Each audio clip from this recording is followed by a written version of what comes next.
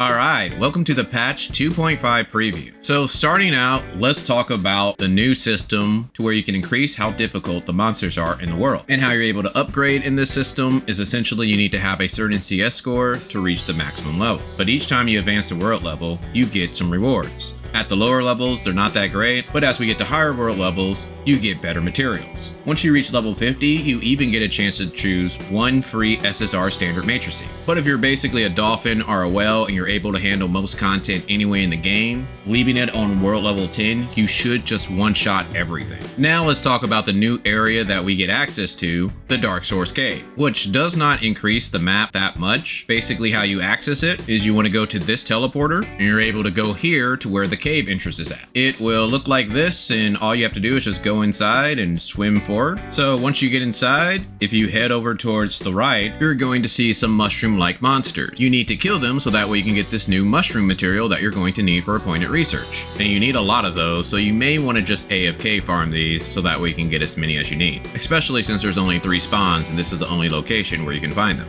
Now let me go ahead and show you to where you can access the spider ball. So once you're in this section, you want to go forward, you want to turn around, and you're going to see a pink cave. And you have to go through this spider silk. You're going to get trapped multiple times, so it's quite annoying, but once you get through all 3 spider silks, eventually you'll be able to swim and make your way towards the spider boss. Once you kill the spider boss, it's going to drop 2 items, a Hara crystal and spider web, which you will need to do appointed research. And the box is pretty much in the back of the room, but you have to have a dimension level / world level to 80 to be able to access this box. For other bosses like Habuel and Silka, they're dimension level 75, and other bosses are most likely going to be lower. So now let's talk about the requirements to get to this cave. First off, I believe you need to get to a certain point in the story, so that way you can access this. On top of that, you need to upgrade your underwater pressure suit. You can do that by upgrading your nano coating suit by talking to Aki, who's located here. She is going to ask for materials that if you've done most of the exploring already, you're going to have all or most of these materials already collected. One thing that you may not have is Marzoid ore. So I suggest that you use an interactive map so that way you can find Marzoid ore. You could even do that now before patch 2.5 comes out, and that way you'll be ready and you can instantly get your protective suit. And if you're someone who has not done a lot of exploring, one item that you may be trying to look for are pressure control units. You can even find that using the interactive map as well. Otherwise, you can find these pressure control units by activating combat simulation devices or finding lost patrol guards. But I'll leave a link to this interactive map as well as another one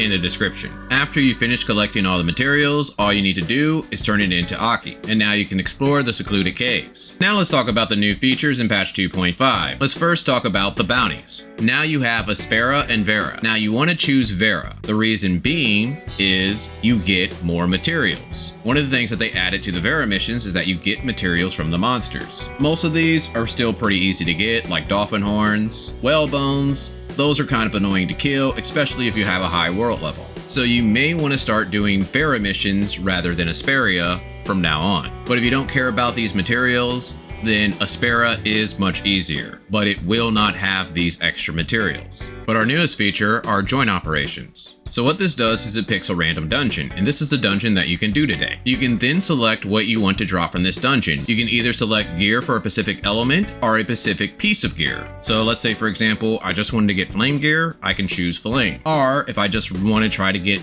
hand guards, because I want to get that crit, I can just choose hand guards. So for this instance, I'll just go with flame. But one thing to note is that you do want to try to do a joint operation every day because you have a daily first clear reward. To where if you get 100 shards, you're able to choose either a Silka or a Habuela matricing. And as you see over here on the left, you can do this at any difficulty level. So we're just going to go with difficulty 8.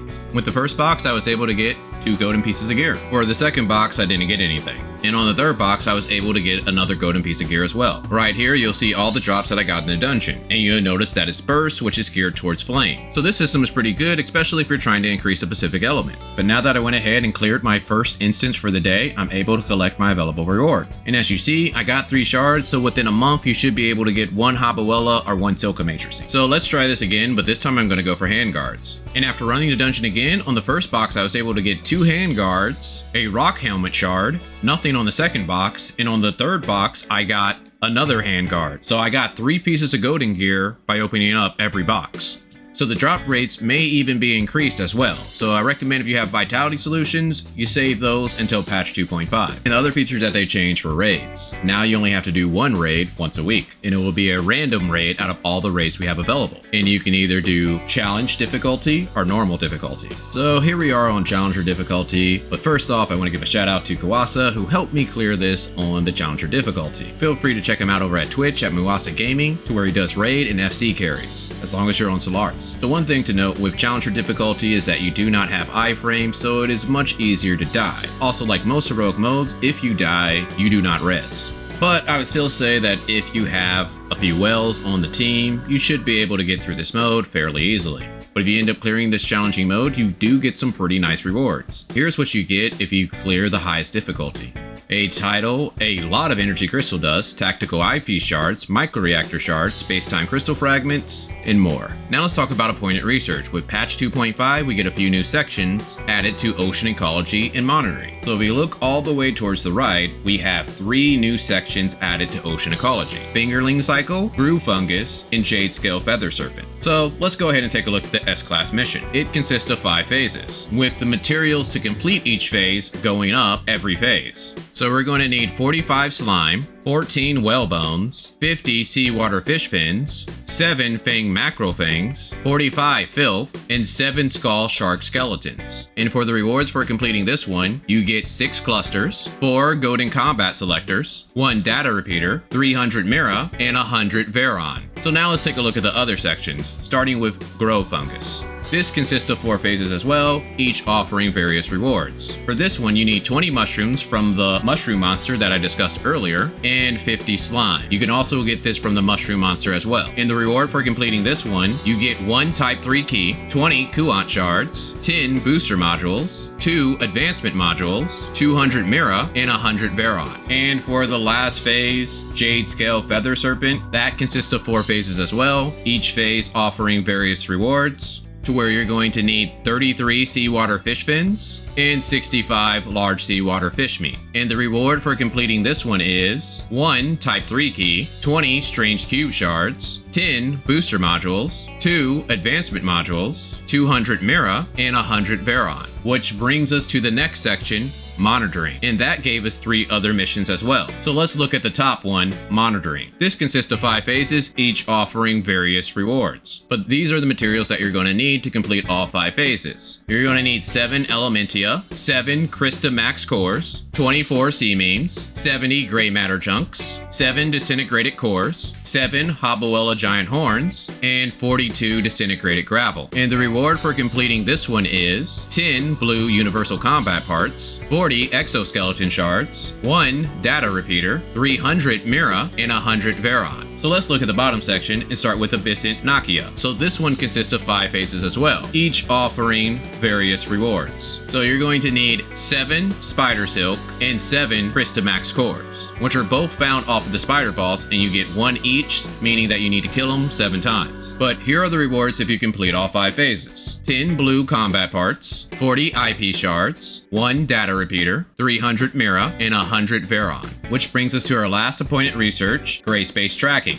which consists of 5 phases, and each phase has various rewards. So to complete all 5 phases, you're going to need 7 Spider Silk, 7 Krista Mac cores, 45 Sea Meme, 45 mushrooms found from that mushroom monster, 45 Greyspace spines, and again, I just recommend going to the Dark Tower in the Confounding Abyss so that way you can easily get that, and 70 gray matter chunks, to where you can find those in the Dark Tower as well, or at the entrance of the 3rd floor in the Confounding Abyss. But for the rewards, you get 10 blue combat parts, 40 microreactor shards, 1 data repeater, 300 Mira, and 100 Veron. And another thing to note, these missions are not repeatable and they do not offer Titan gear material, so there is no rush to do these. Alright, now let's go ahead and talk about Titan gear. You'll notice right here that I already used it on my gloves, allowing my crit to increase as well as my other stats. Because how this works is it takes your highest stat and that determines how your gear is going to turn out. So, for example, let's take a look at these gloves here on the right. You'll notice that my highest stat is 1200 crit. So if I press augment, I now get to this screen. And for gloves, my highest stat gives me possible augmentation stats. When it's crit, it's usually going to be HP or certain resistances. Now, if your highest stat was HP or resistance or something, you could get some other augmentation stats, but for most people, their highest stat for their gloves should be crit. About the only people that this may not be is for tanks, and again, I'm not really sure if you want to use these limited resources for resistance gear. Now, one other thing that I want to go ahead and point out is you'll notice here under all the stats that were originally on these pieces of gloves, there is a max stat you can get. How you get that max stat is once you augment 120 times, you're guaranteed to have all of these stats at the max. And this is based off of your original stats on the piece. For example, if we go to my original gloves that I augmented, you'll see that my original crit was over 4,000. So my max stat was over 1,300. And you can compare that to the 614 of this 1,200 crit gloves. So as you see, the higher your stats, the better the max stat. But there's another feature to this system.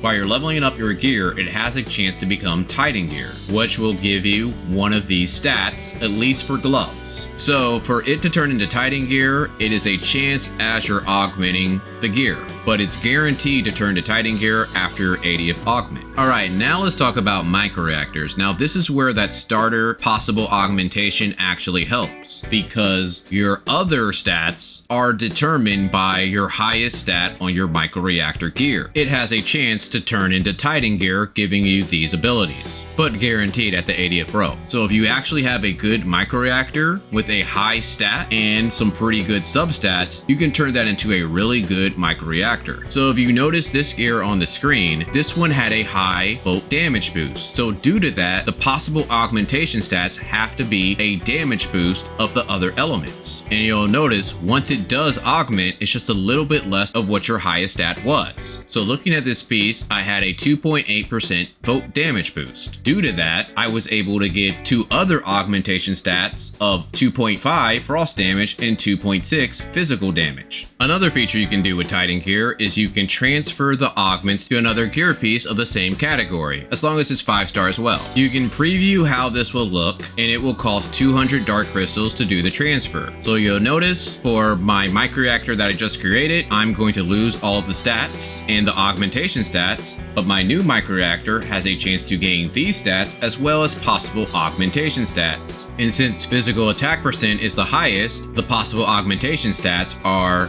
either volt attack, frost attack, or flame attack percent. So after initiating the transfer, you'll notice that now I have a slightly lower frost attack and volt attack compared to my original physical attack percentage. There is no limit to transfer. You'll notice the original microreactor that I had before with a 2.81 volt damage boost, I can transfer back the augmentation stats to the original microreactor. This is one way to get the possible augmentation stats that you want for a specific piece of gear. For example, this one now has flame damage boost where it didn't before, so it goes well with my flame attack.